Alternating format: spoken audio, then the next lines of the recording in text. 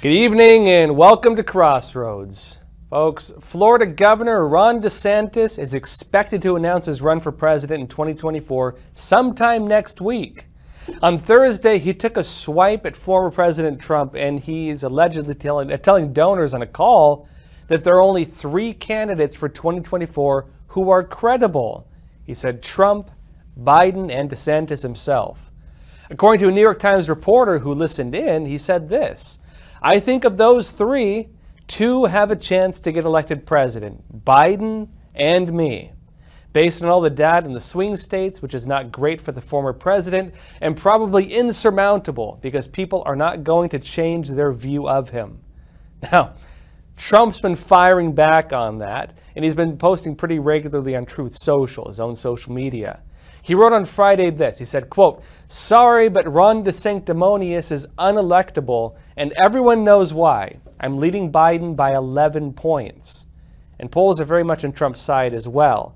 A Rasmussen poll on Wednesday actually showed Republican voters are still heavily on board with Trump. It has Trump at 62% of the vote, DeSantis at 17%, Mike Pence at 6%, Nikki Haley at 5%, and then down from there. In other words, folks, if you took all the other candidates, combined all of them to like a super candidate, Trump would still beat them in the polls. It's similar even in Florida, where DeSantis is governor. A poll of voters in the state by Florida Atlantic University, it found that Trump even beats DeSantis in Florida 59-31. Even the New York Times has actually noted the change. It reported that in the 6 months from November until now, quote, "Mr. DeSantis' 2024 run has faltered before it has even begun." It notes this: "Allies have abandoned him. Tales of his icy impersonal touch have spread. Donors have groused, and a legislative session in Tallahassee designed to burnish his conservative credentials has instead coincided with a drop in the polls." Now, New York Times does appear to believe DeSantis can make a comeback, at least once the campaign starts rolling. But where DeSantis does win big, with Republican voters at least, is in his strong stance against woke culture. DeSantis has taken one of the strongest stances among governors in the country against, transsexual policies, against the accusations of sexualizing children, and against the anti-American education that's going through our school system. He's going head-to-head with Disney doing many of these things. And he has likewise taken on other key issues in the culture war against progressivism.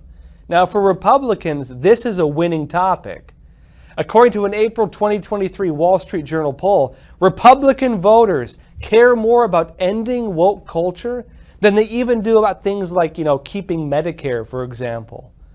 But the big question is whether this reflects in who voters actually go to the polls for in 2024.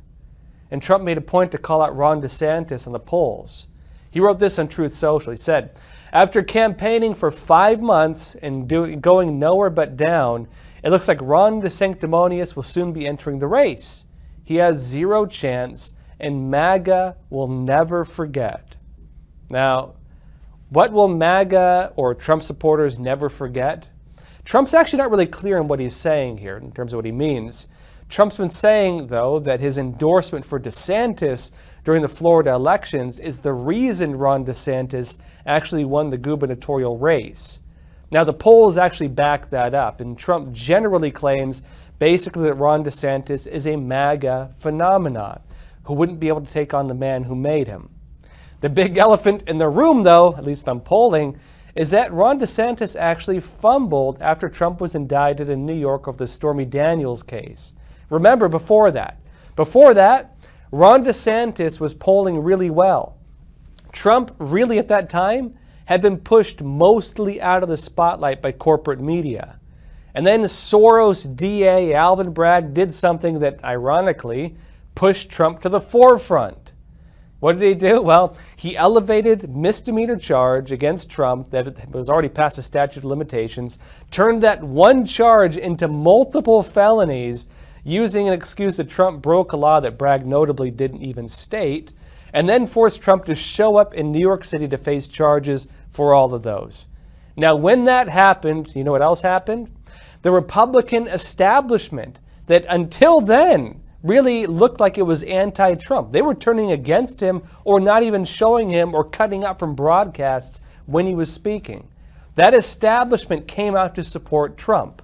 Even Mike Pence, who generally, these days at least, holds that Trump is an insurrectionist who endangered his life, came out to defend Trump against Alvin Bragg. Watch. I think the unprecedented indictment of a former president of the United States for a campaign finance issue is an outrage. And I think it's clear to the overwhelming majority of the American people that this is nothing short of a political prosecution being affected by a Manhattan DA who literally campaigned on bringing charges against one particular American. Now remember, it was in light of that voters were wondering, well, hey, Mike Pence says, is reacting this way. How is Ron DeSantis going to respond? They looked to Ron DeSantis. I mean, after all, he's the governor of Florida, where Trump is a resident and where Trump could be extradited from.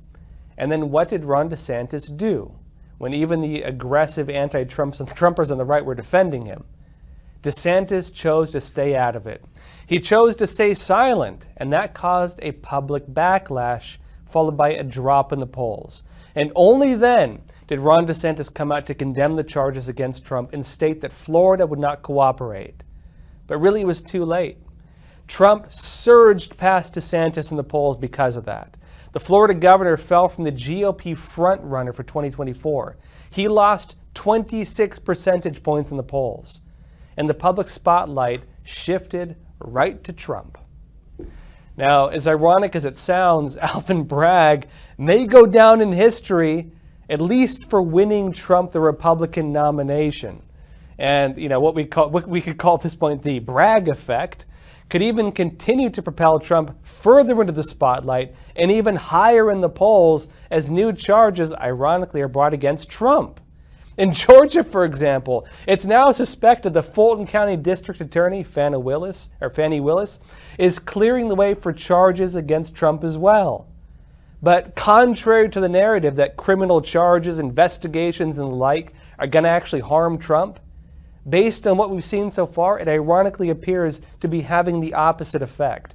Especially now that we've seen the Durham report and seen evidence of how the FBI colluded with the DNC and the Obama administration to launch a fake investigation into Trump. You know what that does? That frames all these things in that light. For voters, the charges and allegations are all starting to meld together. All these cases are becoming one giant get Trump conspiracy. The details of them, all these accusations, are getting lost in the noise of something much, much louder. And what is that? It's the appearance that the justice system is being used politically to try to stop Trump. The perception even backs Trump's new slogan, pasted on his profile on Truth Social. Trump says this: "They're not coming after me, they're coming after you. I'm just standing in the way." And that seems to be the real sentiment coming out with all this. And this big unspoken reality for 2024, the real big thing, folks, there are two topics that Republican voters care about, the two that are front and center. One of them is stopping woke culture. What's the other one? Well, the other one is putting an end to government corruption. And that means being part of the establishment is now a toxic label, at least for Republicans. Not pushing back hard enough on woke politics is seen as an endorsement of child abuse, of racial division, of all these terrible things. And not taking a strong enough stance against the weaponization of justice, that is now being viewed as an injustice. And it's potentially because of this that Ron DeSantis is now saying that the corporate media wants Trump to be the nominee. Now, again, it's that toxic affiliation with the establishment media in this case. But is that really how things are? Well, let's look at the facts. The Murdoch media empire tends to represent the front line in Republican establishment media. And they actually began distancing themselves from Trump back when, Democrats were making allegations over his role in the January 6th protests when they had the committee. Fox News and Wall Street Journal looked like they were going to be dropping support for Trump. They made statements on this, some of them. New York Post even came out in July of 2022 with a post from its editorial board, and they declared this: Trump has proven himself unworthy to be this country's chief executive again, meaning couldn't be president again, essentially. Now, news zealots on the left, meanwhile, have generally maintained their total hatred of Trump. They've never really veered off from that. But something happened. Something big happened. Well, first came the Alvin Bragg charges against Trump. The media, with Alvin Bragg, shifted their whole focus, the whole machine, and Trump became the biggest story in the country. And then what happened? CNN broke ranks. They held a town hall interview with Trump. Other news outlets lashed out at the network. They were saying, why are you giving Trump a platform? But then the other networks watched as CNN's ratings surged. Now, it's possible the bump on the charts, the Trump bump, we can call it, left them salivating for the good old days when Trump's news really ruled the headlines. Readers and viewers flocked to them to watch and to read. It echoed back to what Trump frequently told the media when he was president, that they needed him and that they would fail without him. That's what he used to say. Now, shortly after the CNN town hall, Fox News even announced that it would begin airing Trump's campaign rallies, which is a big shift for that network. Now, maybe Ron DeSantis is right. The corporate media want Trump, or at least they can't help but cover Trump. But really, maybe it's more of an abusive relationship type of support. They hate him, but they need him.